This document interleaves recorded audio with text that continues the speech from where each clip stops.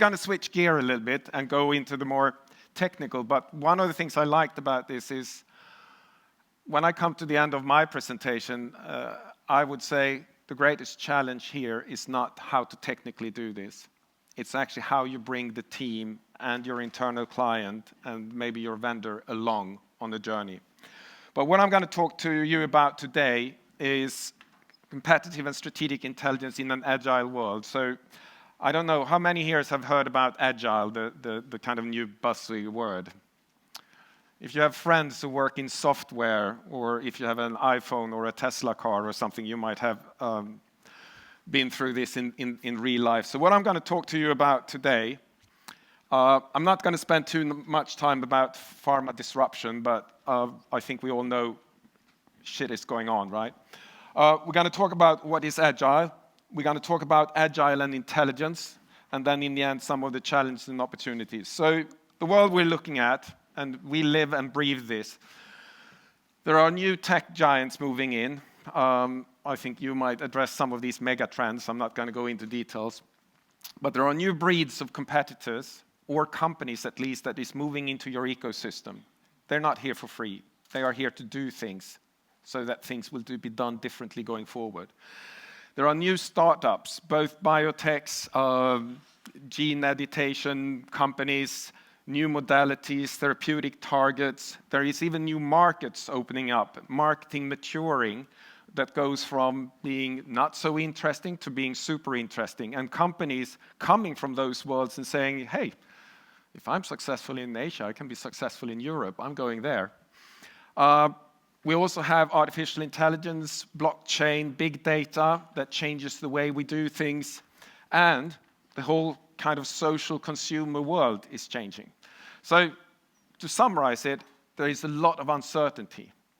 And in the software industry, they started, I think that's where it started. Some people claimed, whenever there is a buzzword, right? Toyota claimed they did this 50 years ago. I actually think it's in real, started in the software.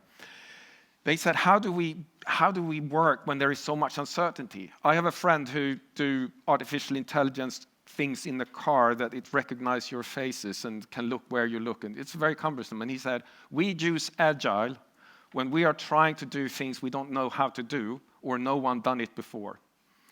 And I thought, that's an interesting concept, because if I go back 10, 15 years ago, clients would come, or actually at that time I might even be the one commissioning the work at Amgen, saying, I want to know everything about Merck's clinical trial. Bang. It's quite finite. Today, people come to us and say, how do you think the tech companies are changing the environment on personal health care in the next 5 years? It's a pretty big, different question, right? And even if you were to go into how are they going to run the clinical trial? Well, of course, they use sites and they use patients. Are they using artificial intelligence? Are they trying some new regulatory pathways with the whole rare diseases, right? There is more complexity. So I thought this agile concept is quite interesting. So have a look at it. So agile is fundamentally a working methodology that is focused on bettering enabling teams, coming back to Gemma's speech, on better functioning to deal with and succeed in uncertain environments.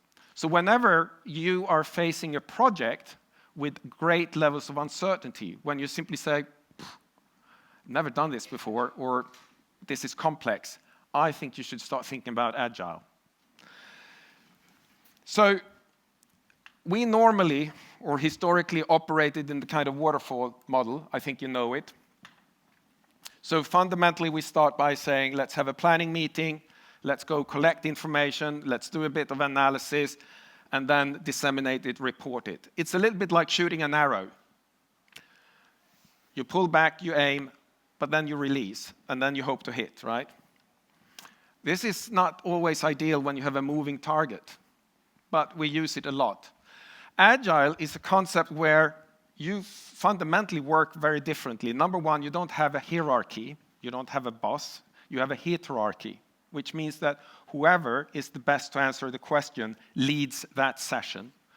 It's also, instead of doing the arrow, you consistently reassess what you're doing. So normally, if you go into details, they work in sprints. A sprint is typically about 3 weeks. So you work for 3 weeks, you stop, you reassess, you analyze, you think, you plan ahead, and you go. So it's more like a guided missile. That as if you're shooting down a fighter jet or something, right? As it moves, so does the missile. With an arrow, it's not that easy. So it's very good when you don't really know where you're going to end up, which I find more and more the projects and the work that we get involved with, even if it's a year-long monitoring, we don't know where the world is at the end of the year in the same way we used to do 10, 15 years ago. This do put some new demands on how we think and work, and that's what we're hopefully going to cover here. So one big difference, as I said, in the end, a project delivers value. The longer the time to go, the bigger risk is that you move. So if you think about shooting the arrow really long, if you're shooting at 300 yards, there is a big risk that you will miss your value at the end, especially if it's a moving target.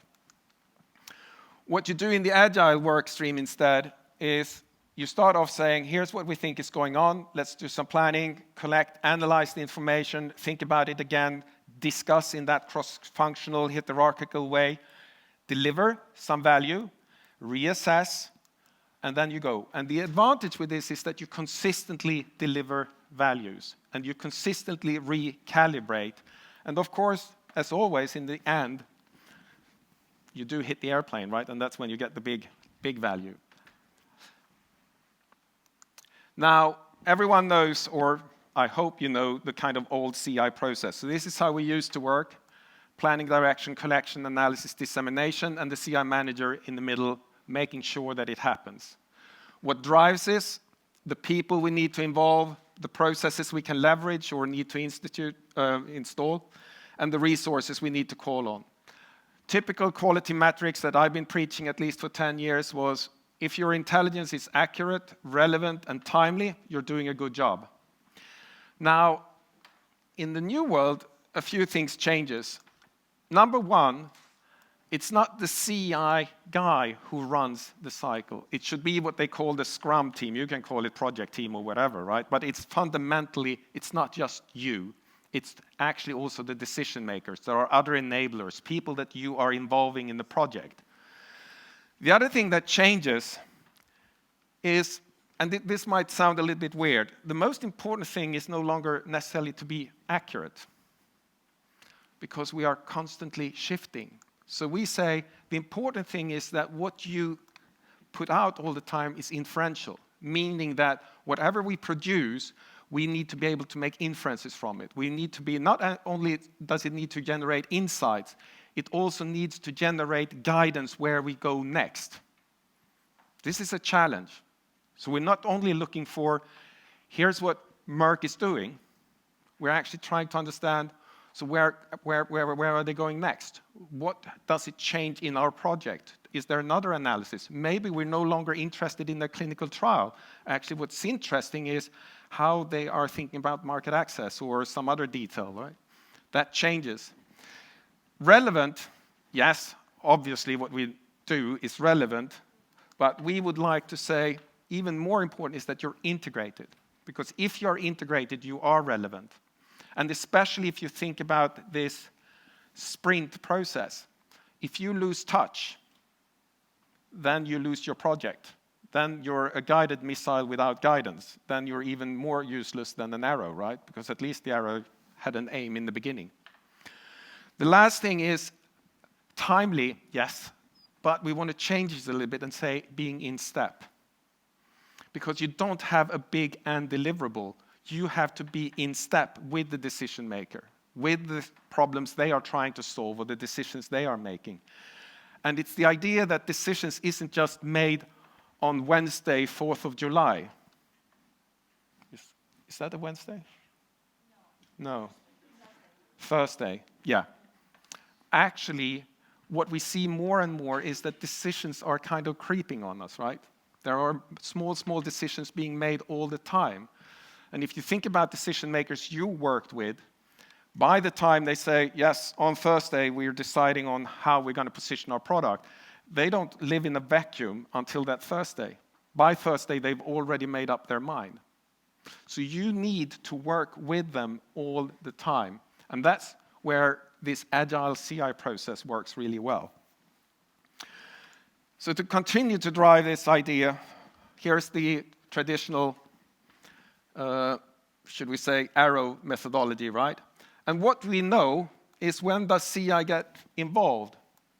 Typically down here. So someone set the strategy, someone set the goals, someone says, to do that, I need a little bit of intelligence. So go to the CI group and say, here's a couple of information you can go fetch me. Ideally, you can add a so what to it. We sometimes love that. Do the project, and then you're done and dusted. And here's your budget, by the way. Bang. Too little anyway.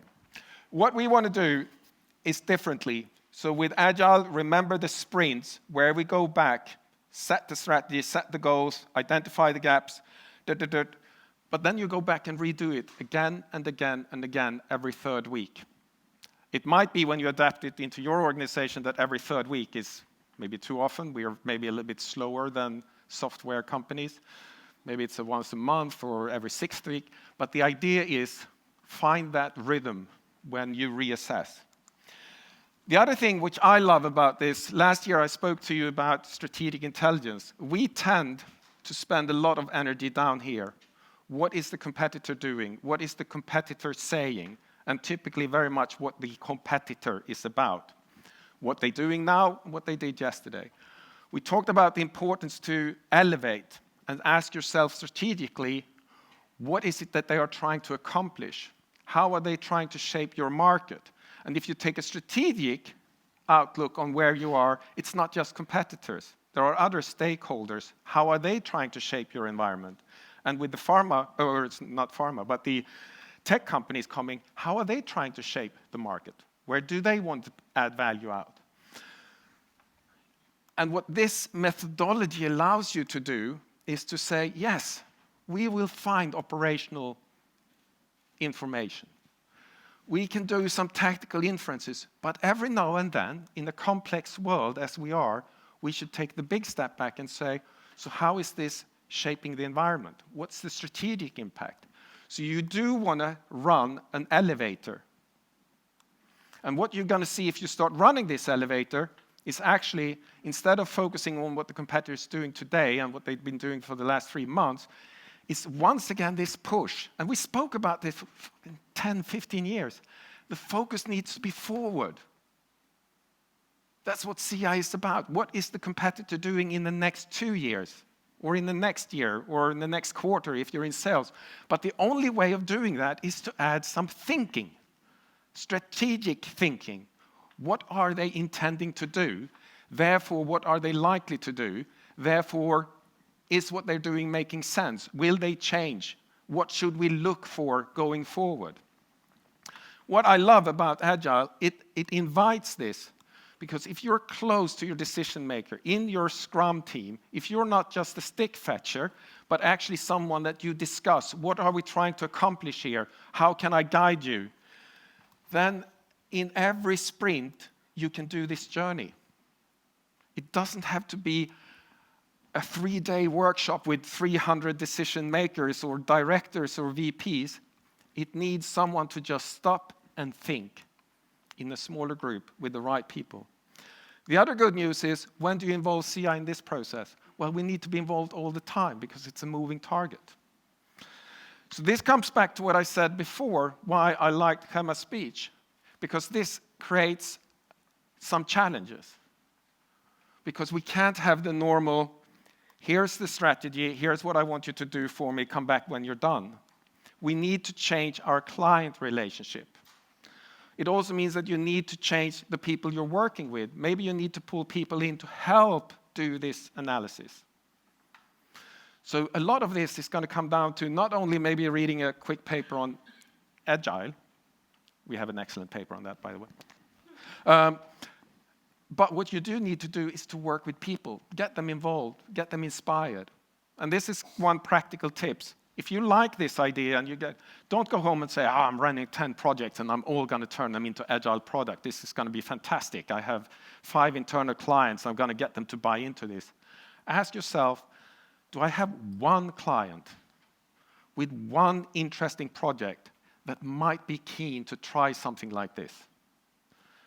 Because if you can run one project like this, especially if it's a high complex, high uncertainty project and you deliver value, everyone's going to say, I want a piece of that.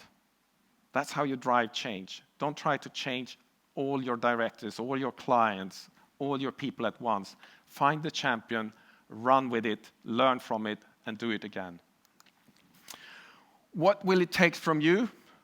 Well, we're there to offer insight and guidance. We understand the external environment. This is one way of saying it is actually a methodology to incorporate the external into the internal decision making, right? Capture the issues, obviously, right? Where are we going next? How do we reassess our target? Drive the reoccurring strategic analysis. That's your job. Uncover gaps, challenge the team, and deliver these insights as we go forward. And remember the 3 I's. Inferential, integrated, in step. Now, there are some advantages. I talked about it. You will be proactive because we're moving forward. You will be more strategic. You're closer to the decision makers. And you're actually not just the decision maker, you're actually closer to the business, right? You will have more impact. The big challenges is, yes, there is a new skill set, and maybe your Scrum team, I think, in the work style, in the people thing, that's where you'll struggle, and that's where, or struggle, but where you will find the biggest challenge. And that's why I would say, go find someone that is open-minded, someone that is challenged. I actually know several pharma companies is moving into an agile methodology, so to speak, as a company. This is a huge opportunity to piggyback on that if you're in that organization. But even if your company isn't moving to agile, maybe they're not working enough with McKinsey, that's, but it's coming, I'm sure.